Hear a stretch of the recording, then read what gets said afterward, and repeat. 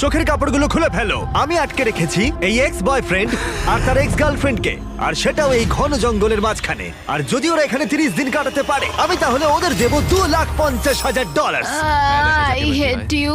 Grant আর Ashley একটা সম্পর্কে ছিল, তারপর গ্র্যান্ট ন্যাশনাল টেলিভিশনে এই সম্পর্কটা ভেঙে দেয়। তোমায় আমার একদম ভালো লাগে না।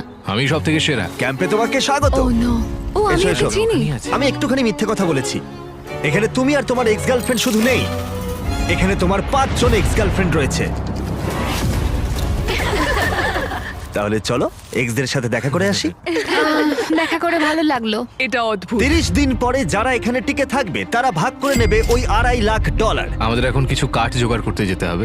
যাই হোক, দেখা করে ভালো ঠিক লাগলো। আছে, তাহলে সবাই মজা করো। আমি যখন এখানে এসে গেছি তাই আমি ভাববো আমি এখন সম্পূর্ণ একা, পুরোপুরি একা। গ্র্যান্ড সম্পর্কে কেউ কিছু ভালো বলবে?